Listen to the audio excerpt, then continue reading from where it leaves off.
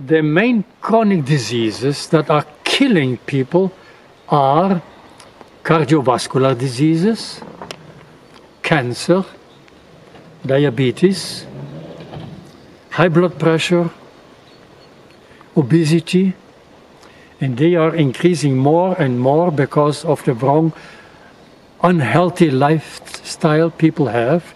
And in the lifestyle centers like this, which are extending all over the world more and more, they change the lifestyle and not, they change the nutrition.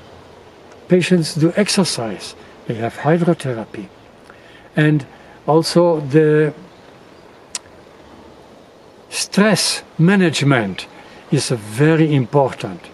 Addictions. People get free from tobacco in a place like this.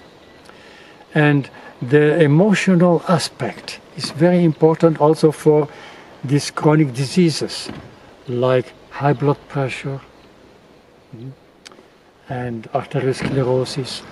So when people get out of the city and come to a center like this, where there is peace, peace for the mind, far from stress, that is a wonderful place to get a new start for life, a new beginning, a new life.